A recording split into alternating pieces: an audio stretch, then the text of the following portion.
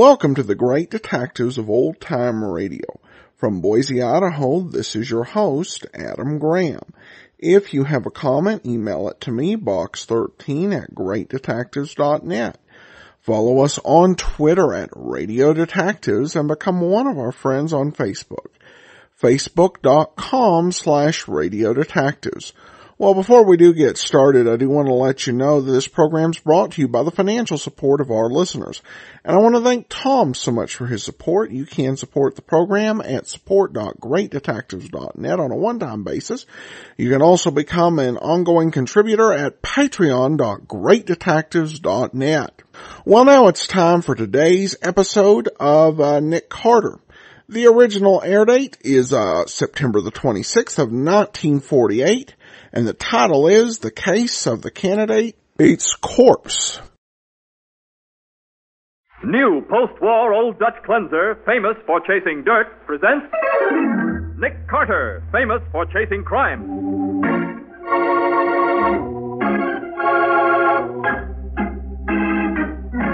Every week at this time, two great names are joined, as new post-war Old Dutch cleanser brings you one of the most resourceful and daring characters in all detective fiction, Nick Carter, Master Detective.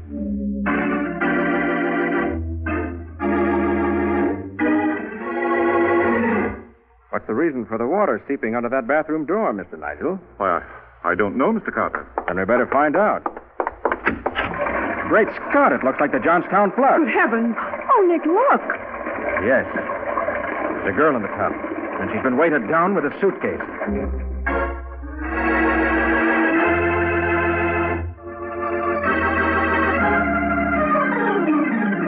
And now, the case of the candidate's corpse. Today's adventure starring Lon Clark as Nick Carter, brought to you by new post-war Old Dutch cleanser. Although it is only 10 o'clock in the morning, Nick Carter has a prospective client in his office, a client whose pompous dignity is a bit startling. Sir, I am the Honorable Wilton Nigel. Oh, yes. You're a politician, aren't you, Mr. Nigel? I, Mr. Carter, am a public servant. Statesman would be an apter term than politician. Won't you sit down, Mr. Nigel? Thank you. Mr. Carter, I want you to protect me. Protect you? From what? I'm scheduled to be the speaker of the day at a stupendous political rally this afternoon in Springville. That's about 20 miles from here. Oh, I read about that. It's going to be an all-day celebration. There'll be a carnival and barbecue and fireworks. Yes, indeed. And my address is to be the feature event of the day. About 50,000 constituents are expected to hear me. And you want me to protect you from them? Certainly not. Mr. Carter, there's a plot afoot. The Honorable Leonard Squire, my opponent, is tied up with a gangster element. And they'll stop at nothing to discredit me. What do they threaten to do? Oh, they wouldn't dare threaten me. My information comes from a roundabout source. Information regarding what, Mr. Nigel? You're telling me practically nothing. All I know is that something's up. And that's not any more definite. You'll have to trust my judgment that you're needed, Mr. Carter. And I'll pay you $5,000 to keep me from being discredited at this rally. No, thank you, Mr. Nigel. If you'd give me the whole story, maybe I could help you. But under the Then you refuse to take my case? That's entirely up to you. I regret your decision. I thought I could count on you to help me. If you change your mind, my office is still open. Good day. Honestly, of all the pompous old fuddy-duddies. He's pompous now, Patsy, but it's obvious he expects to be deflated. The man's really frightened about something. I wonder Why, you don't think anybody tried to hurt him physically, do you? I don't know. But I can't think of a better spot for skullduggery than one of those old-fashioned political rallies. Well... Bands, crowds, excitement, noise. You know, Patsy, just out of curiosity, we're going to Springville.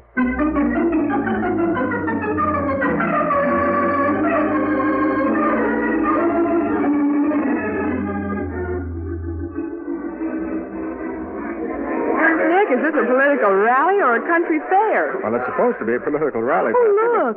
They even have a sideshow. Yes, with an Oriental dancer who certainly should draw the crowds, even if the Honorable Mr. Nigel doesn't. Oh, gee. He must be some politician if he has to resort to shows like this to get folks to listen to him. Yeah. Hey, come on. All right, Let's listen to this gentlemen, barker. gather He's up just starting a his little spiel. closer. Gather up closer, gentlemen. On the inside of this tent, you will see Rosita, that dainty little Oriental dancer doing a famous landslide dance. It's a sensation, gentlemen. It's daring. It's delightful. Okay, Rosita, go on inside. All right, gentlemen, step right up to the ticket booth. Have your money ready. All right, I'll take two, please, miss. How much? I'll take one, miss, please. Go on, Rosita. Hurry up. I ain't going in, Harry. Not till I get the money you owe me. I ain't got it. You got more dough in your pocket today than you ever had in your life before. Now, look, Oh, I'm Rosita. tired of being a sap. I'm leaving, Harry. What? Why, I ought to slap you silly. Where do you think you're going? I'm going to the hotel to see a guy with real money. You're bluffing. Yeah? Ask the Honorable Wilton Nigel if I'm bluffing, you cheap chiseler. But you can't do this to me. What am I going to do? There's a couple of costumes in my dressing room, wise guy. Do the dance yourself. Hey, Patsy, did you hear what that dancing girl said about Wilton Nigel? I heard it, but I still don't believe it. You know, I think I'll go and have a talk with Mr. Nigel myself. But I thought you weren't going to take his case. Oh, I might have known you couldn't resist. Uh-huh. Other words, you don't want to come to the hotel with me? And listen to old Windbag Nigel, I should say not. I'll amuse myself here where there's something interesting going on. Okay. Where'll I find you when I'm through talking to him? I'll be somewhere near here. Oh, if you meet Rosita there, give her my regards.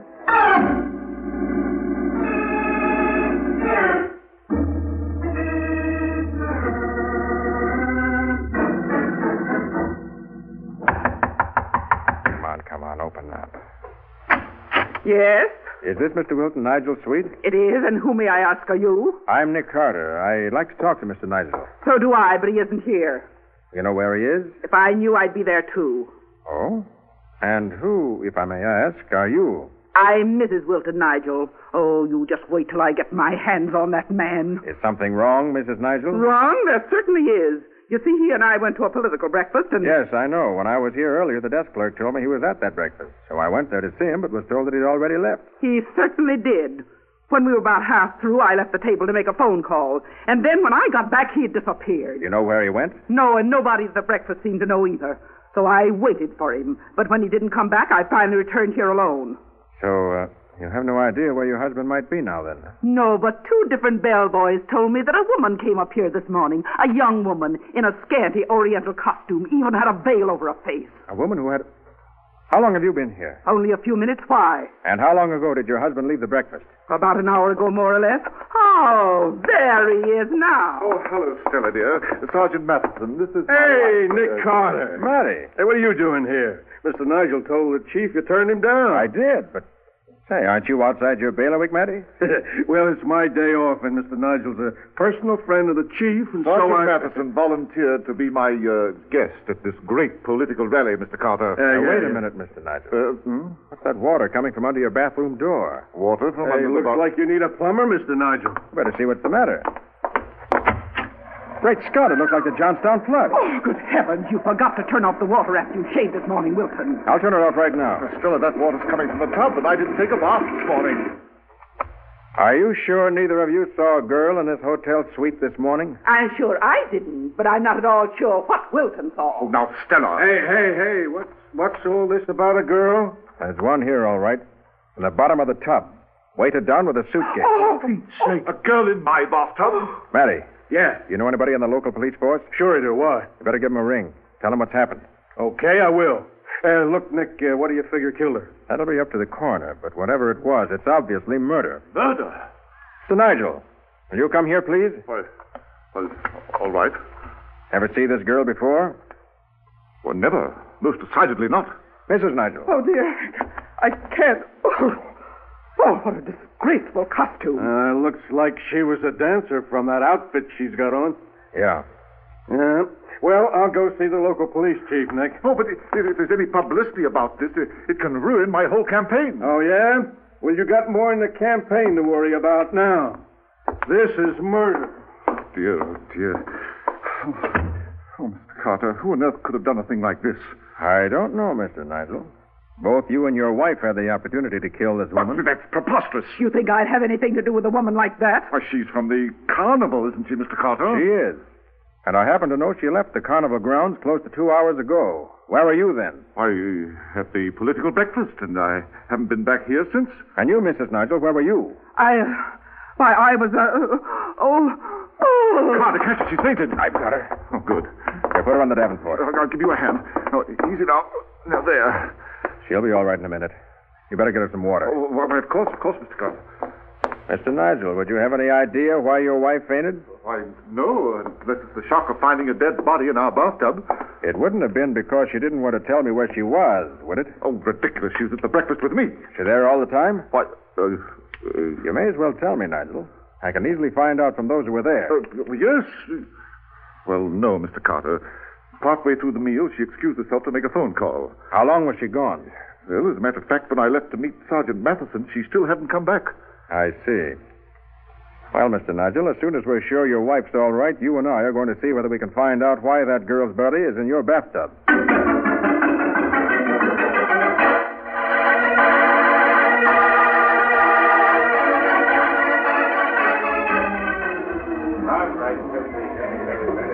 You're going to this carnival sideshow? I am, Nigel. But, Carter, I can't be seen in a place like this Palace of Oriental Wonders. Don't worry. We aren't going in.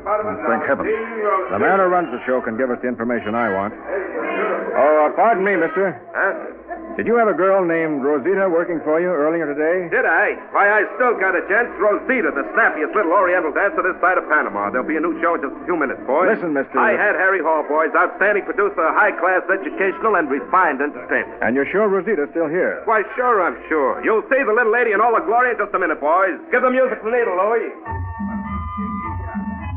All right, looky, men. I'm about to show you the most beautiful bit of feminine pulchritude you've ever seen. Rosita, the famous Oriental dancer. Come on out, Rosita. Why, Mr. Carter, isn't that your... Scott, it's Patsy.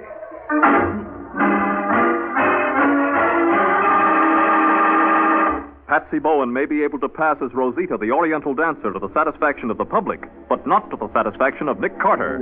We'll find out the reason for Patsy's masquerade in just a moment.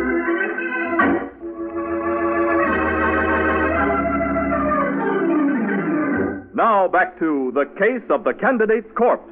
Today's adventure with Nick Carter, brought to you by new post-war Old Dutch Cleanser. In the dancer's dressing room, Mattie, who has rejoined Nick, is eyeing High Hat Harry Hall, owner of the Palace of Oriental Wonders, with plenty of suspicion. Nick is still indignant at having found Patsy in a carnival dance act. Don't be stuffy, Nick. I was trying to help you. But, Patsy, I don't see how... Look, after his dancer left, Mr. Hall was going to close up his show and leave town. And I thought you wouldn't want to let him get away, that's all. And you did right, Patsy. Thanks. Now, Hall, suppose you start talking. Why did Rosita leave your show? She was just a dame with ideas, I guess. Yeah? You didn't owe her any money. Who, me? Owe the help money? She said you did. And she also said you had more money today for the first time since she'd known you. Where'd you get it? Oh, listen, smart guy. No, you listen. The local police have asked me to work with them. You mean that dame stick the cops on me? Why, I'll slug that... Oh, no, you won't. Harry, she's dead. Come again? I said she's dead. Her body's in the morgue right now. I don't believe it. You will. You'll even get a chance to look at it. Meanwhile, I'm going to take a look through Rosita's stuff. You won't find anything, Sergeant. No, why not, Patsy? Well, that's another reason I took Rosita's place. I wanted to see whether there were any letters or anything that involved her with Mr. Nigel. Well, good for you, Patsy. What did you find? Nothing. Just extra costumes, makeup, the things you expect to find. Oh, speaking of costumes, Patsy, you better get into your street clothes. That Oriental costume. Oh, what's the matter? Don't you think I look cute in this outfit? You sure do, baby. As a matter of fact, Patsy, it doesn't look well on you at all. Well, I like that. Why not? Because the suntan pattern on your back doesn't match the lines of the costume. Oh. The Oriental costume is cut very differently from your bathing suit, around the shoulders. Say, I guess you're right. I noticed the same thing on another girl just a short time ago. Look, Hall, what's this Rosita's home address? Well, you got me there, Sarge. Oh, come now, Hall. She worked for you. Didn't she have any references? On a show like this, you don't ask for references. You take whoever you can get. Matty? Yeah, Nick. I think we'll give Hall a chance to spend some time with Mr. and Mrs. Nigel. What do you mean? I mean, he's going back to the hotel and stay with them while you and I go to the city. Oh, for the love of Pete, Nick. There are labels in the girls' costumes, and the costumer may have a record of the sales. Of course. A good idea, Patsy. We can start our search there. Yeah, but look, what if Hall here tries to take a powder while we're gone? Have one of the local policemen keep an eye on him, Matty, and see that he doesn't get away. Patsy. Yes, Nick? For the last time, will you get out of that costume and into some decent clothes? You've got work to do. A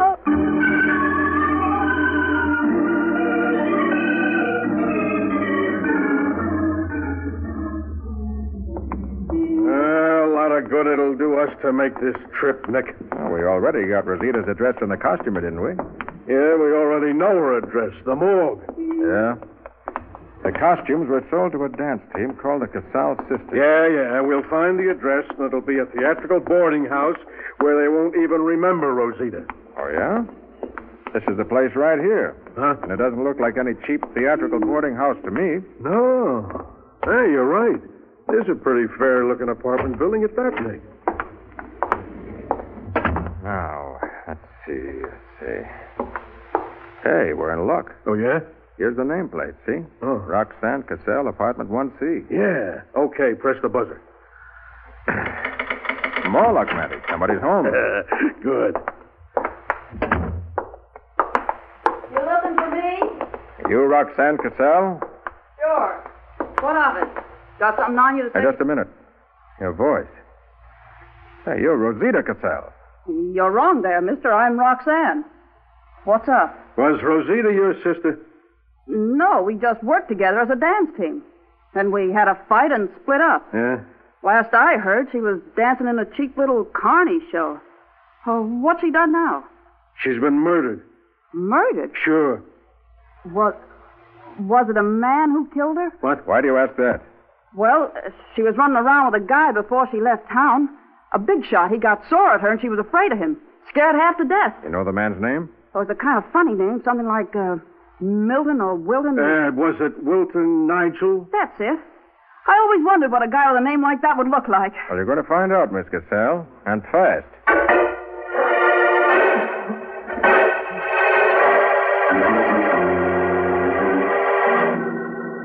Patsy, I thought I told you nobody was to leave this hotel room. Where are Mrs. Nigel and Mr. Hall? They're with the local police, Nick. How come? Well, they wanted Hall to identify the body, and they wanted to question Mrs. Nigel about leaving that political breakfast before it was over. Sergeant Matheson, are the police questioning Stella because they think that she... Look, Mr. Nigel, this is a murder case.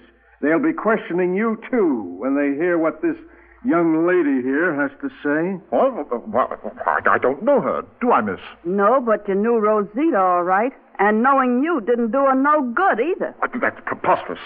They brought you all the way out from the city just to accuse me of murder? Nobody's accused you of murder, Nigel. All I know is what Rosita said about a guy named Nigel. Oh, please, if Stella should come back and hear... Oh, Stella, dear, you... Why, what's happened to your hat? What's happened to my hat, indeed? What's happened to me? Mrs. Nigel, where's Hall? Where is he? When we got out of the car and from the police station, that man literally threw me against the police and got away. Got away? The crazy fool. I only hope the police don't find him. What? Oh, now see here, Matty, if they catch up with him, they may shoot to kill. You couldn't blame him either, except that he isn't guilty. He isn't? No. And Miss Roxanne Cassell is going to help me prove it. What? Me? I don't get it. You will.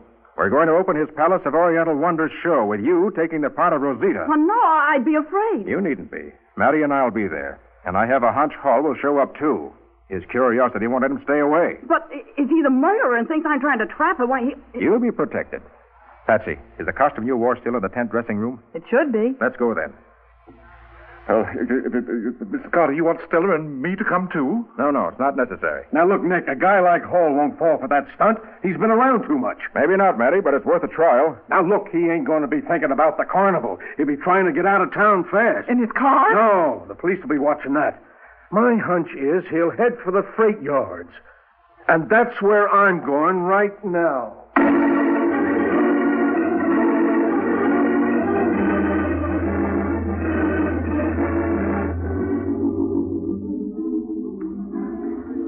But it's so hot not in this tent, Wilton. Stella, dear, we have to stay here. Mr. Carter said so. And I suppose we have to watch that woman do a dance. I'm afraid you do, Mrs. Nigel. She should be about ready. Patsy's helping her get into the costume now. I don't see why anybody would need help to get into a skimpy thing like that. Oh, Mr. Carter, look. Coming down the aisle. Sergeant Matheson and... And Mr. Hall, oh, wait till I get my hands on that man. Come on, Hall, come on. Bring him back alive. That's me. Okay, Nick. Now, who was right? Look, what's the idea? I ain't done nothing. No? Hall, who paid you to bring your show to Nigel's political rally? Nobody. The police are going to search you, Hall. If they find any substantial sum of money, you'll be in the spot. What do you mean? I heard your dancing girl say you hadn't been able to pay her, but that you had some money today for the first time in weeks. Okay, so what if I was paid to bring the show here? I wasn't told to do nothing crooked, just bring in the show and play here at the rally. Why? Look, I don't ask questions. If somebody wants to give me $1,000 with no strings tied to My it... opponent was responsible for that. He wanted to make my political rally look cheap and discredit me. Mr. Sal's all ready, Nick. Fine, I'll signal you when to start. Okay. What goes on here? We're going to have a private performance, Hall. All right, sit down, everybody. Go ahead, Patsy. What about the music? Look, Hall, now that you're here, suppose you play the organ, just the way you did for Rosita. Well, why should I? This ain't no... Get busy, Hall. Do as Nick says. Oh, okay. Pull the curtains, Patsy. Right. Oh, good heavens. Of all the disgraceful... Quiet, please, Mrs. Nigel. Wait a minute, Miss Casal. Stay in the center of the stage. Don't try to talk to Hall. I said don't... What did she say to you, Hall? I just told him to play a little faster, that's all. Are you sure you didn't tell him how you murdered the woman we found in the bathtub? What? Me murder Rosita? Yes, you. You're crazy. I wasn't even here. I was in the city. Oh, no, you weren't. You were right here in town. What? Your name may be Roxanne, but you've been working for Hall under the name of Rosita. But it was the real Rosita who was murdered. You don't know what you're talking about. How about it, Hall? Is this the girl who worked for you or not? No, this ain't the one. I think she is. And now, look, Nick, if Harry says she ain't the one, how are you going to prove different? Nobody else ever saw that dancer without her veil but him. Yeah, go ahead, Mr. Carter. Prove I was the one who was working for Hall. All right, I will. Your costume's a dead giveaway. What a... Huh? The suntan pattern on your back, it fits the cut of your costume perfectly. Come again? Standing out in the sun every afternoon doing the ballyhoo on your show, Hall, Roxanne got a tan that fits the lines of the costume she wore. The same costume she's wearing now. But the girl in the bathtub wasn't tanned that way. The pattern of her suntan didn't fit the costume. The dead girl never worked for you, Hall. Okay, you're right, Carter. No use trying to bluff any longer. No, you fool! I told you while I was dancing I'd split with you if you'd stick with me. I was giving you a chance to... You would have given him the same treatment you gave Rosita the first chance you got. I've got a treatment for all of you if you try to stop me. A lead treatment. Under this veil that's draped over my right hand, I'm holding a gun aimed at Miss Bowen's back. Can I let her have it, Nick? Not if you want Miss Bowen to live. She's going to leave with me. And if any of you try to follow her, she gets shot. So if you want me bad enough to have her killed, come right ahead.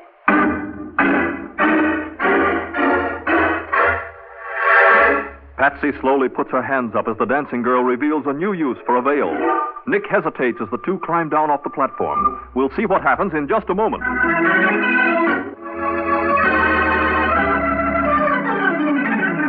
Now for the conclusion of The Case of the Candidate's Corpse. Today's adventure with Nick Carter, brought to you by new post-war Old Dutch cleanser. With her veil-covered revolver pressed firmly against Patsy's back, the dancing girl moves toward the rear of the tent. Keep away from me if you want a live secretary, Mr. Carter. You heard her, so help me. It's all up to you. If you don't follow me, she'll be all right. Toss me your collar keys, Harry. Now look. Be quick about it. Okay. Now, lift up the side wall of the tent, Miss Bowen. Lift up the what? The tent canvas. Lift it up so we can get under the tent. Oh, okay. There. Higher, you dope. I can't. That's as high as it goes. All right, hold it steady while I get under it. Don't you... Hey, I've got her, Nick. You've got me, have you, why, you little son... Oh. Matty, hold the canvas up off me so I can get a hold of it. Right, Nick. Watch out, Patsy. Don't let it... Okay, I've got it. Hurry, Mr. Carter, before she kills somebody. All right, Patsy, you can relax. I've got her gun. Yeah, and I've got her. That's what you think. Why, Oh, no, you won't. Now shut up and behave yourself. You all right, Patsy? I guess so. A couple of sore spots, but that's all. Knocking her over with your foot when she bent down to get under the tent wall was fast thinking, Patsy. Remind me to tell you later what a smart girl you are. Why, thanks, She's Nick. not so hot. If I hadn't been off balance, I'd never... All right, Roxanne. Why did you kill Rosita? Rosita had it coming to her. Why? She had me working in this Connie job under her name. Because she was working a blackmail racket and wanted an alibi if anything went wrong. And she could claim she was out of town with Hall's show? Yeah. Was Rosita planning to blackmail Mr. Nigel? No. Gang that's trying to keep him from getting elected hired her to come up and sneak in his hotel room while he was out. Uh-huh. She's going to put on a big act about how she was his girlfriend and all that stuff. And when she was through with her act, Nigel would have had to withdraw from the race or face a nasty scandal. That's it, Mr. Carter. And if anything went wrong, Rosita would have taken your place in the show. Why, sure. She could have proved she was doing a dance act at the time she was supposed to have been putting on her act with Nigel. Oh, I get it. Pretty clever. Clever. Disgraceful, you mean? But how did you happen to go to the hotel, Roxanne? I saw a chance to make myself a nice hunk of money. So I decided to sell what I knew to Nigel. Only when you got to the hotel, you found Rosita was already there. Yeah. Yeah. He'd have guessed I was there to double-cross her when we got into a fight. I knew I had to get rid of her, so I hit her over the head with a bookend. And you put her in the bathtub and turned on the water. Yeah. Then I went back to town to see if I could find where she kept her money. But you got there too soon. You mean he got there in time to save me from being the victim of a dirty political plot? It almost looks as if I'm a man of destiny. Save the speech for tonight, Wilton. Yes, my dear. One thing, Mr. Nigel. When you came to my office, why wouldn't you tell me where you got the tip that somebody was plotting to ruin your career? Well, it was an anonymous phone call from a girl. It was from me, in case I decided to sell out to you. Then why didn't you tell me that, Mr. Nigel? And have Stella know a beautiful young girl had been talking to me on the phone? Dear me. I'd rather go through anything than have that happen.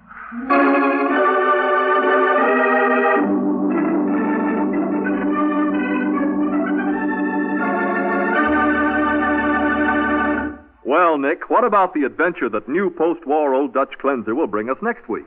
It's a story about a woman who writes soap operas, Mike, and does a good job of it, until the murder she writes about actually happens in real life. And every suspect has a perfect alibi, too.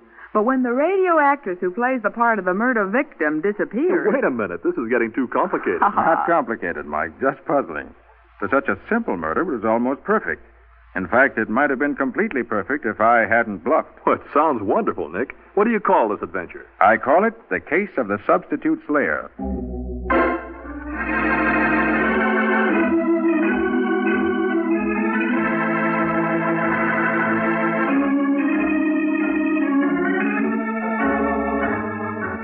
Nick Carter, Master Detective, is presented each week at this time by the Cudahy Packing Company. It is produced and directed by Jock McGregor and is copyrighted by Street and Smith Publications, Incorporated. Charlotte Manson is featured as Patsy. Matty is played by Ed Latimer. Today's script was written by George B. Anderson. Original music is played by Henry Silverne.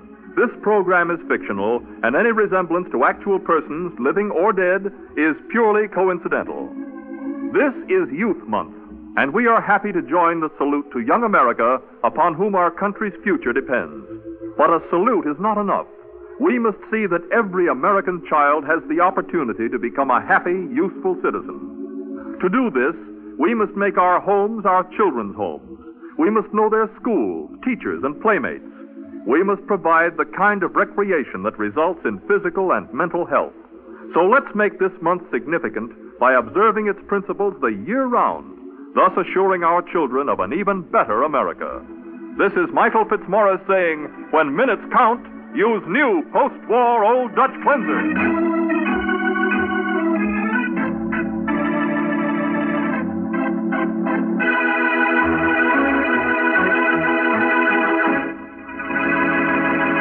This is the Mutual Broadcasting System.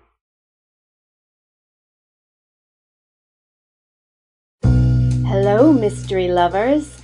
I'm Jennifer Moss, author of Town Red, the first in a series of mysteries with a metaphysical twist. Town Red has received critical acclaim and all 5 stars from avid mystery readers just like you. Town Red and the rest of my books are available in print and in ebook on Amazon, Barnes & Noble, and iTunes. For more information, visit my website, jennifermoss.com. You're listening to the Great Detectives of Old Time Radio. Welcome back. Well, one of the stronger stories, and I think a pretty clever solution by Nick, though a kind of basic portrayal of the politician. All right, well, listener comments and feedback, and we have a couple of emails. We start first with Tom, who writes, "Congratulations on completing 6 years of podcasting The Great Detectives. I've been with you from the start, having discovered radio-drawn dramatic entertainment shortly before. I thank you for creating a viable podcast presentation order of the various shows and sticking to your plan over the years, and I appreciate your perceptive commentary about the shows and sharing some background information about the actors and production. I'm also glad you've chosen to run the old radio commercials with the show, as well as public service announcements, as they add authenticity to the era. Although I appreciate the variety of your presentation, and somewhat surprising to me, I've come to look forward to Nick Carter as much or little more than any other. I think it's his forthright manner that appeals to me. Of course, as a West Coast native, recently, but formerly of San Francisco, the shows that are set in or reference places in Northern California are always appealing. To your continuing success in podcasting The Great Detectives." Well, thanks so much, Tom, and I think that definitely appreciate your comments, and of course, for interest in the Bay Area, we do have, of course, Michael Shane right now. Larry says, regarding an episode from a couple weeks ago, in the last episode of Nick Carter, there is another audio track quieter in the background, sort of annoying. Well, Larry, I definitely share your concern. It was annoying when that was playing in the background. It's unfortunate that there are some recordings where that's the condition it's come down to us. And my preference is if the audio is discernible and the story is complete, we'll play it. As long as so that people can enjoy what we do have of it. So, and I'm glad we were able to bring you a better recording this week. Unfortunately, we don't have as many higher quality recordings as we do from the very beginning of the Nick Carter episodes. But of course, we do only have a few more weeks before we switch to something else. But thanks so much for your comments. I definitely appreciate it and understand where you're coming from there, Larry. All right, well, that will do it for today. We will be back tomorrow with yours truly, Johnny Dollar. And next Thursday, it's another episode of Nick Carter. In the meanwhile, send your comments to box13 at greatdetectives.net. Follow us on Twitter at Radio Detectives.